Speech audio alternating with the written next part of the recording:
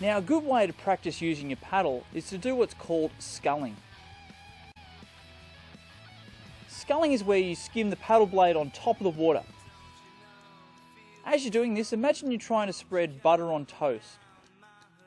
The front of the paddle is up and it skims across the top of the water. Your leading edge is facing up and it just skims across the top of the water. If you edge your boat towards the side that your paddle is on, that's called a sculling brace. This is a good way to practice your paddle position as well as edging your boat. Towards the water. Let me show you a few so you can understand what I'm talking about.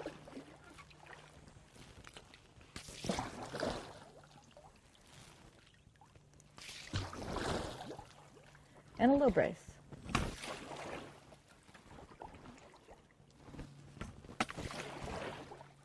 Key things for bracing is keep your shoulders safe or not injure them in any way.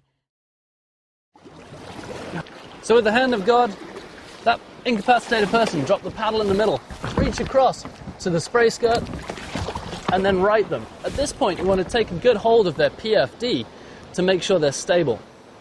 If they're injured and conscious, in the situation where you swim here, you want to remember a couple of key points. If you come out of your boat, the first thing that you want to do is tuck forward. You flip over, pop the spray skirt, and grab the boat. You then take the paddle and place the paddle and the boat in the same hand and use the opposite hand to swim to shore nice and aggressively. It helps you if the boat is downstream of you and you're also looking downstream, because this way, if you need to, you can. And this, you're going to ram into the boat and then push it without bothering to flip the boat over or try and get the water out of it. It also ensures that you don't have to clip into the boat to get it to shore. This is best used for short distances. And another thing that you can try and do is, if the boat does roll over a little bit, get your bow in the cockpit to further push it to shore. Boat, and it's upside down next to the kayak, reach underneath and try and find one of the grab loops. You're then going to lean away and pull it over the deck. At this point, keep on forcing it up until you can seesaw it back and forth over your cockpit to ensure that you empty it out. At this point, roll it away from you, and now you can attach into it, be it to tow it or just to give it a really good shove to shore to make that bump and tow a little easier. You're going to empty the boat over the cockpit of yours, just like we did in the last shoot, and then you're going to take that person and they're going to take the grab loop of their spray skirt, put it in their teeth so that it doesn't catch on to the end of their boat, and they're then going to climb up the back of their boat while you're holding onto the front to keep it steady. At which point, keeping their weight low, they'll straddle the boat, slide into the cockpit, and you can get them back in, pass them their paddle, and you're off and away.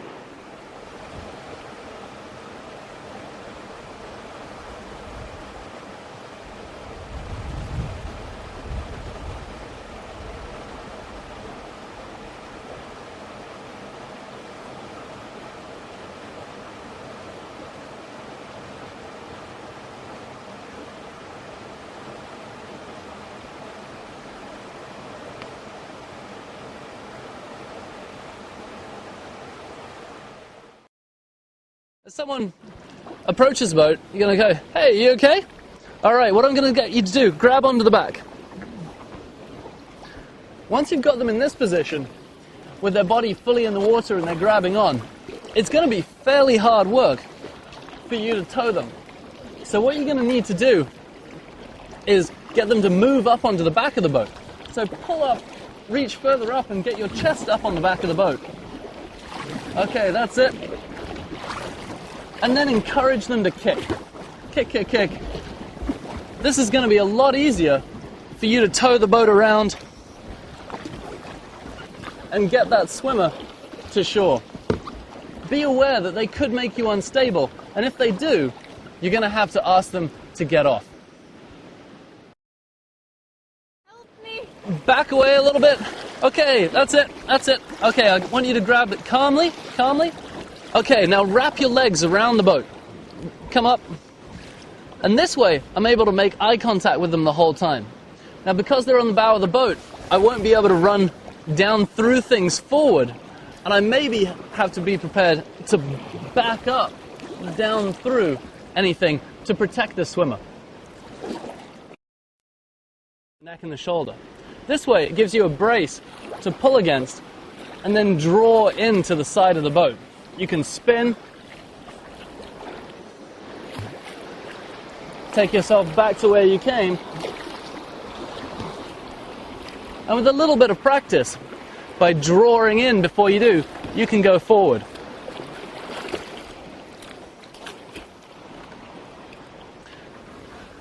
Another way of paddling with one hand, although it requires a little bit more strength in the wrist, is that without the neck brace, you can take the paddle fairly close to the blade and scull through with one arm, leaving the other arm free to pull whatever you need.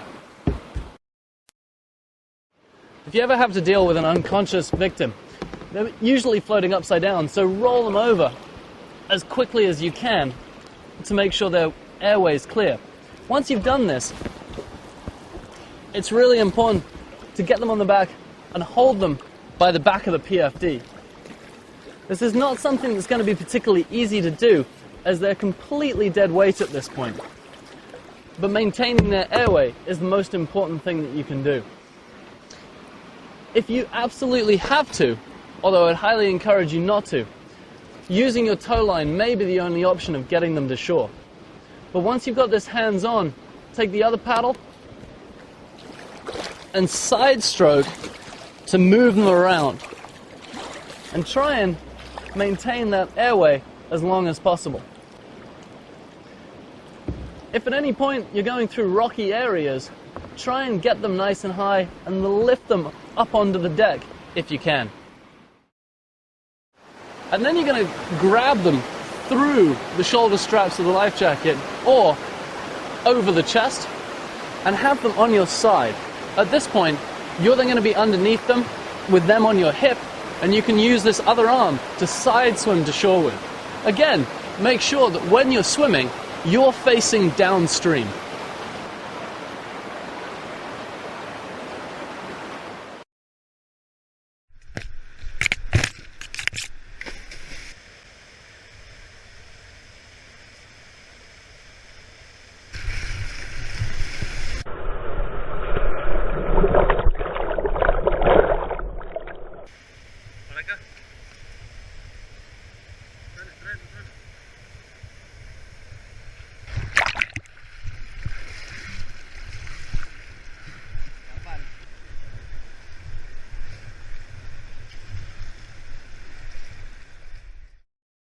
Can do that.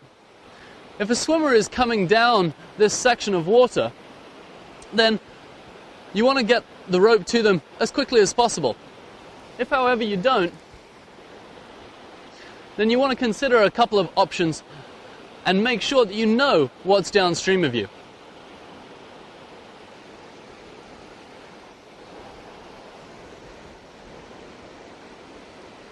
Rope!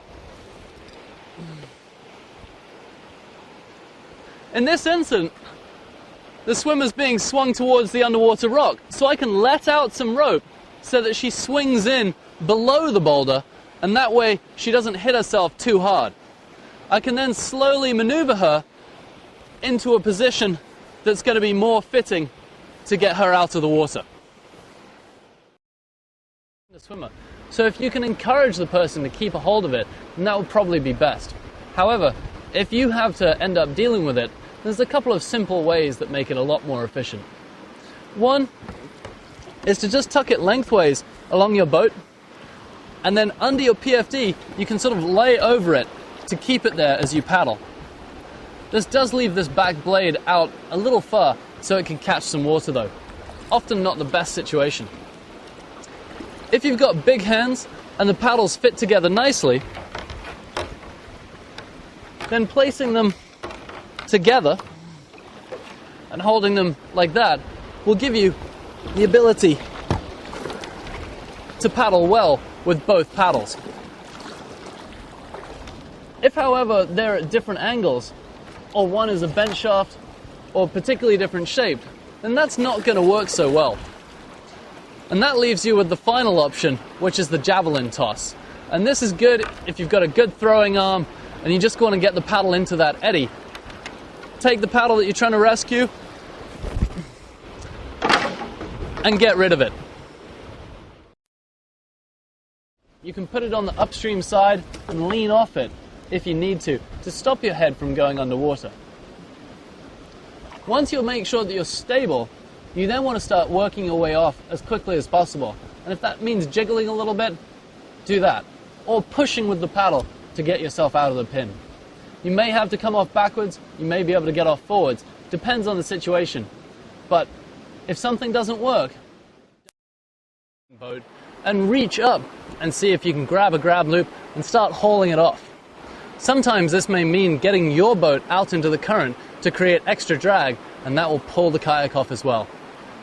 Bear in mind though that you will be pulling off a full boat off the pin, so you'll be needing a backup plan when it comes off.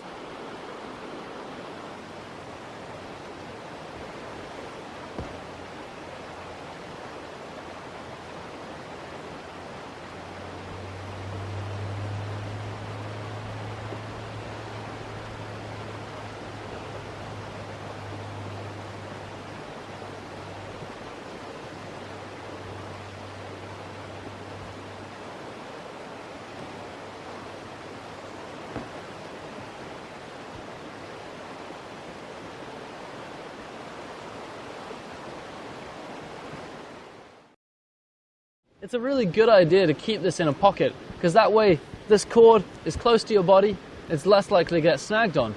But you're also avoiding having a non-locking carabiner on the outside of your jacket where it could potentially get snagged. Once you take this, you're going to make sure it's behind you as you clip onto it, and you can either clip directly onto the grab bar of a kayak, or if you've got to go around a canoe, thwart, or something that's a little thicker that the carabiner won't directly clip onto, then thread it underneath, wrap it back over, and then clip on to the rope attached to the flip line. Once you've got it clipped, grab your paddle,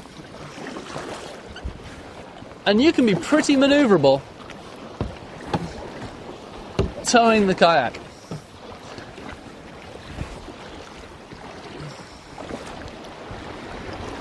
As you do this, make sure the cord doesn't come wrapped around anything downstream if you happen to go through some narrow gaps. And if it does, then you've got the quick release if you need to. You can get yourself situated, and once you pull in, make sure that you're not going to float away. You can undo the flip line from around your waist, and before it's fully unwound, hook it onto the bow of the boat. This leaves you hands free from the boat to make sure that it's not going to go floating away, because you will need it later. At this point, you can take the webbing, hold it in your hand, or put it in your teeth. Now, as you hop out, get both legs out of the boat and try and hold a nice steady hand loop. Stand up.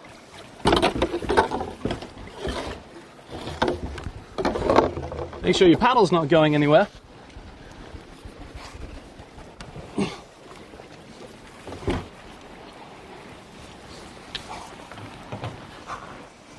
And then at this point, for the difficult ascent, you're now up, and you can haul your boat up, or just wrap it off to something to make sure it doesn't disappear off downstream.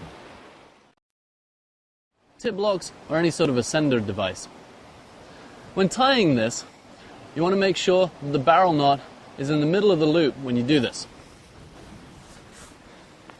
You can tie this knot by taking the barrel, passing it through the loop 1, 2, and 3 times, and then pulling off to the side so that the barrel knot is not right where you're going to attach the carabiner. When you go for this, it's going to need a little dressing, and it's important to do this properly to make sure the cord is pulling from the middle, and then this part is looping over all coils around the rope. This way, and taking a little time to dress the rope, you create a little fist on the cord that allows you to pull, and this isn't going to slip on it. If you need to release tension so that the prusik can pass along the rope, put some pressure here to feed it along, cinch it down again, and that way you can reset the system. When you're dealing with prusiks and thinking about buying them, it depends on the thickness of your throw bag or the rope that you